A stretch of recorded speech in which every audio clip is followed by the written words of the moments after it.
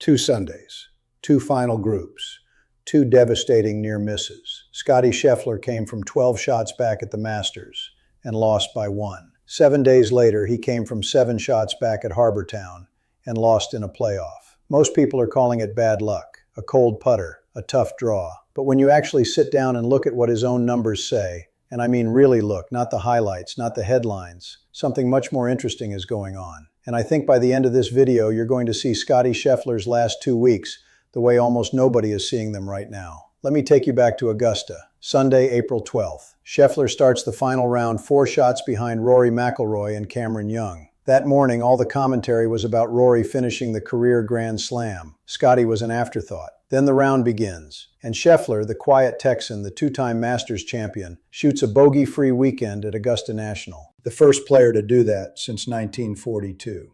He finishes 1 stroke behind Rory. 1 stroke. And the world says, well, Scottie gave it a good run. McIlroy was just too good. But here is what almost nobody talked about.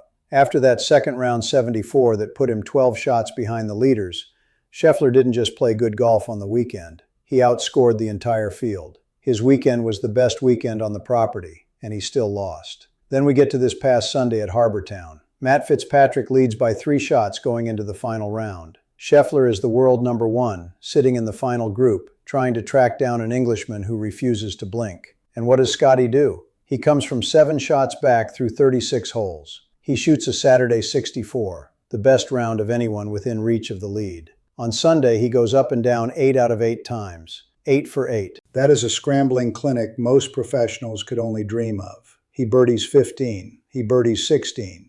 He forces the playoff with one of the most composed Sunday back nines you will ever see from a world number 1, and he still loses. Here is something that surprises us every single time we check our channel analytics. More than 90% of the people watching this video right now are not subscribed. 90%. And what Scottie Scheffler is quietly doing right now, losing twice in 2 weeks in ways that reveal more than most winning streaks, is exactly the kind of golf story that rewards the viewer who pays attention. If you love this sport and you want to understand what is really happening on tour, not just the headlines, subscribe to the channel, hit the bell, share this video with one golf fan who would appreciate it. Now let's continue. Here is where the story gets interesting, because if you only look at the final results, runner-up, you would assume Scottie Scheffler is playing some of the best golf of his career. And in certain ways he is. The scrambling, the putting stretches, the mental toughness, the ability to come from 12 back at Augusta and 7 back at Harbour Town without ever panicking. That is world number 1 stuff. But there is one number in Scheffler's game that has quietly collapsed this year. One number that has been the absolute foundation of his entire career. And it tells a completely different story. Strokes gained, approach. If you follow this sport closely, you know what that number means.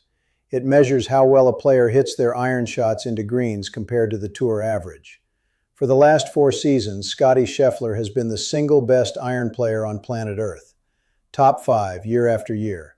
In some seasons, number 1 by a significant margin. It is the shot that turned him into a 20-time PGA Tour winner.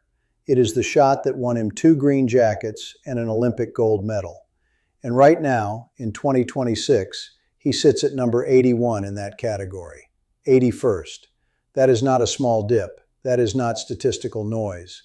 That is the best iron player of his generation suddenly ranked below players you have never heard of, which means everything we just saw at the Masters in Harbour Town starts to make sense in a completely different way. Scottie Scheffler has not won a tournament since January. His last victory was the American Express.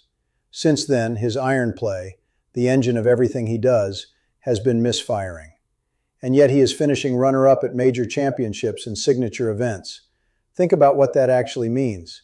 The best part of his game has deserted him, and he is still nearly impossible to beat. How many players in history could lose their signature weapon and still be the most dangerous man on any leaderboard? That is the real story. Not Scheffler is in decline. Not Scheffler cannot close. The real story is that Scottie Scheffler is currently finishing 2nd in the biggest events on the calendar while playing, by his own extraordinary standard, subpar golf. And now I want you to stop for a moment and think about what happens when those irons come back, because they will. Players with his ball-striking foundation don't just lose it forever. It is the most repeatable skill in the game, swing mechanics, distance control, shot shape, and Scheffler has more quality reps than almost anyone on tour. Some weeks it clicks, some stretches it does not, but the baseline returns. And when it does, we are looking at a player who has already proven he can finish second in a major with the worst version of his game. Imagine what happens when the best version of Scottie Scheffler shows up. Here is where it gets even more interesting. The PGA Championship is 24 days away. Aronimink Golf Club in Newtown Square, Pennsylvania. A tree-lined, demanding parkland course.